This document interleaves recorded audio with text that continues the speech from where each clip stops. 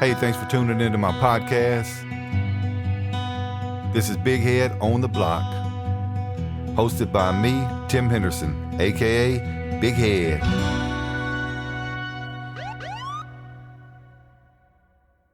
Hey, welcome back to Big Head on the Block. Look, there's a lot going on in the world today, so I'm going straight to the practical jokes. Practical jokes between police officers are unique, and a lot of people may not understand the things that we do to torment each other. But it builds camaraderie, it builds trust. It's an interaction that you can't replicate out in the civilian world. That being said, I'm going to move right into my first practical joke. We're going to refer to this as Operation Silent Dispatch. Victim, retired Sergeant Mike Thomas, who at the time of this practical joke was a senior corporal with the Baton Rouge City Police Department. So, Operation Silent Dispatch. Suspects, the usual suspects. This operation used a lot of resources that a veteran officer would have. Trickery, mind control, deception, and also timing, because you had to have specific targeted timing to make sure that you had a successful outcome to this operation. So let me give you a foundation now on how the dispatch protocol works. I'm not going to get into the specifics, and I'm just going to kind of give you an overview. So if I go to work, I log on under my name, and they have a number associated with me. So the dispatcher and I can correspond, and the easiest way to say is just via email, even though it's not an email system. So the dispatcher can send me calls, or I can pull calls from the screen, and it's basically called a silent dispatch, although she will indicate from time to time, I show you en route to this call. That way, it's really important on a serious note that every officer hears what you're doing, because at some point in time, if you call for help, that may be the only person that knows where you're at. But that's the serious part of this, but we're getting back to the practical joke part. So you can be dispatch calls, you can pull calls, but you can also see what calls are pending calls for service. And that's a real important component of this practical joke, and here's why. You can see what calls are holding, you can see what other people are doing and what calls they're on. So in order for this to be effective, you have to have somebody who doesn't have a computer or have access to the computer, because a lot of times our computers go down and they have to send them off, and it may be 2-3 months before we get them back. So our victim, Mike Thomas, is without a computer. I devised a plan and a strategy to make sure that Chris and I wasn't overworked, and that Mike got the experience by handling the calls that we didn't want, which would actually make him a better officer, right? So on a particular day in question, we were all working the evening shift, and we were sitting in a parking lot talking to each other side by side. Mike was in the middle car, so Chris and I couldn't correspond except by text, or, we would computer to computer, because we knew he didn't have a computer. We could talk like that, but you didn't want to leave any kind of footprint in case anybody went back and looked at it and they bust you like that. So here's what happened. They had a wreck that came in, and everybody knows that I don't like wrecks, and Chris ain't gonna volunteer for a wreck either. Mike was working a different zone. He was in zone D. Chris and I was in zone C. So our area of responsibility is any calls for service that come into zone C. Mike's was any calls that came into zone D. So whenever we seen the call pop up, I emailed Chris car to car, and I said, hey man, I think Mike probably needs some more experience writing wrecks. So watch this. Here's what I had to do. Now, it should be noted that precision, timing, and accuracy was very important to make sure that this plan and that this operation succeeded. So this is what I had to do. Specifically, I had to log off under my name, get out of my credentials, log in under his name and his credentials. Then, knowing that Mike was not available for calls, this is where the timing had to be perfect. I pulled up the screen that had him logged into a call that he was currently on, because he was in the parking lot writing his report. Simultaneously, I cleared him from that, gave a disposition of the call. Then I quickly hit the pending call button, pulled up those calls. Then I had to quickly email the dispatcher, and this is what I emailed her. I said, if you ask me nicely, I will take that wreck that you're holding. Now, she thinks that she's talking to Mike, and Mike's just sitting in his car minding his own business. He doesn't know that I cleared him from that call, which made him available. He doesn't know that I corresponded with the dispatcher. So the next dispatch that comes on is, Headquarters to Mike Thomas. Now, she said his call number, but we're just going to use his name. Headquarters to Mike Thomas. He replies by saying, go ahead. She said in a very nice, sweet voice. Now, the dispatcher was Susan, and she had a pleasant voice anyway, but on this particular day, she really asked him nicely, could you please take this wreck that's holding? And he very sternly said, 10-4 headquarters. And, you can hear when people respond to these calls, you can hear what they're feeling and their emotions, right? So by him saying it like that, she probably was confused because as far as she knows, he just volunteered to take it as long as she asked him nicely, which she did. Now, Mike, like I said, is sitting in between Chris and I. All our windows are down and all I can hear is Mike hollering. He's MFing this, MFing that. The verbal hostility is, he's enraged, right? He's like, I don't know why they keep sending me these effing calls, blah, blah, blah. Now, me and Chris, we sympathetic to his, the issues that he's experienced at this time. So we like, yeah, man, that's kind of messed up as she's sending you to those calls. Now, the calls are in me and Chris's own, but that's really not the important thing here. The important thing here is that Operation Silent Dispatch is in full effect. Now, we sit here and he gripes for about two more minutes, right? I mean, he just on and on. And we're trying to give him some grief counseling, if you will. We're like, yeah, man, that's messed up. I don't know why she would do that to you. Maybe she don't like you. I don't know, man. Maybe it seems like she gives you a lot of calls that aren't even in his own. And me and Chris, we heckling him, but he don't know it. We like, yeah. The dispatcher seemed to be on you a lot lately, and he just can't figure it out, right? Because Mike was never lazy. He handled his calls, but now he's getting to handle our calls, right? So he leaves. He goes on about his business and handles the wreck. Now, prior to him driving off, being the nice guys Chris and I are, we said, look, Mike, if you need any help, let us know. It was a code 2 wreck, and sometime you may need traffic assistance or, if you have a couple of broke down cars, you may need some help writing record reports. But anyway, we sent him on his way and we pulled side by side and we laughed about it because this was an ongoing event. This was not the first time this happened.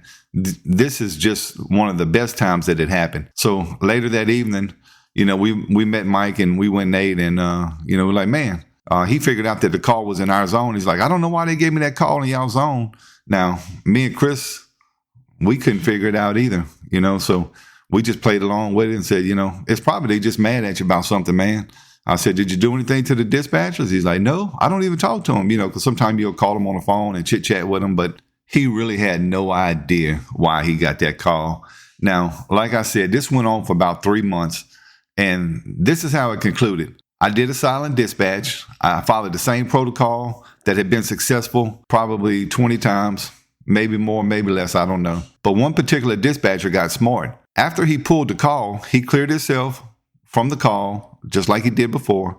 He pulled the other call, and the dispatcher realizes that it was in an area that he usually wouldn't respond to because he had a specific zone, right? She told him to go to the alternate channel, talk, and she said, did you just pull that call? And he said sternly, negative headquarters, I don't even have a computer. I haven't had a computer for 3 months. And guess what? The gig was up. The only thing I can think is that these dispatchers had been paying attention over the last few months, and finally somebody decided to piece it together that Mike was the victim of Operation Silent Dispatch. Now, I spoke with Mike before doing the podcast, and he was okay with us using his name, or me using his name, under one condition, that the retaliatory strike that he took against me would be in a podcast also. So I'll tell you this, the retaliation came not too long thereafter, and my good friend, my best friend, Chris Rogers, was a suspect in this matter also. He was in on it. He had to be in on it because they needed somebody close to me that could get the true answers and the true feelings. So this is what happened. I'm standing by the mailbox after roll call, and we're chatting, and I don't know why, because normally we chat outside. Everybody was kind of around the mailbox area.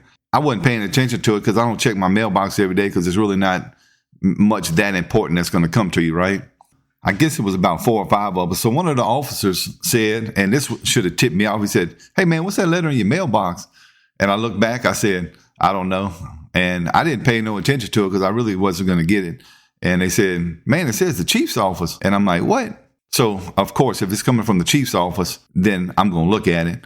That should have been the red flags right there. That's 2 red flags. We stand in an area we don't usually socialize in, and then they specifically tell me that there's a letter in my mailbox, and then that it was from the chief when I didn't initially pick it up, right? So I picked the letter up, and they standing around because everybody's probably wondering what it is. But yeah, they already know what it is, right? So I read the letter, and when I read it, I see that I have been transferred to another precinct that I don't want to work at. And let me tell you, when I read this letter, my heart dropped. I was as upset internally as you could be. I was devastated. I didn't say anything. And of course, they ain't on the joke. So they're like, man, what's the letter say? I looked at them and I didn't say anything, man. I just turned and walked away. Well, here's where they plotted good, because they knew Chris would walk out with me because he would be sympathetic to me. And he's like, what's in the letter, man? And I said, bro, and I wasn't nice. I was like, these motherfuckers are actually sending me back to 3rd District, and I don't want to be at 3rd District, and I can't believe. So I'm like fuming mad, and I'm cursing the administration out. I'm cursing everybody out. Now, Chris understands that I'm volatile at times, and I use the old saying, non-violent by nature, but easily provoked. Well, I had been provoked, and I was fuming. And he said, well, man, maybe you should look into it, call and see what the situation is and why it's like that. Now, Chris was a good shoulder to lean on, and I'm leaning on him at this moment. But he said, why didn't you talk about it in there? I said, man, I couldn't talk, man. I said, I was devastated, man. It crushed me. And I'm not easily crushed, but this crushed me, right? And the main reason is I absolutely loved working at 2nd District. I hated 3rd District. I was transferred against my will to 3rd District. After about 9 or 10 months, I volunteered to go to 1st District on Evangelist Street, which was one of the most active and violent zones, to get away from 3rd District. And a year and a half later, I was able to make it back to 2nd District. So this is why this letter of transfer, and it was as valid as could be, had the chief's signature on it and everything. This is why it affected me so much on this particular day. So he's playing it up. He's being sympathetic, being a shoulder to lean on. And all the time, this joke was in on the scam, right? So I just drive away. I tell him, look, I'll see you in a little bit, man. I just need to be by myself. Why are these people doing this to me? So I called the lady who handled all the transfers and stuff for the Uniform Patrol Division, Miss Shirley. And I said, Miss Shirley, I said, look, I already worked at 3rd District. I don't want to go back. Could you please tell the captain I need to have a conference with him or something? And she says, what are you talking about, Tim? I said, I just got my letter of transfer, and they're sending me back to 3rd District, and I don't want to be at 3rd District. And she said, well, I don't remember typing up a letter for you. And I said, well, just check with the captain and let me know.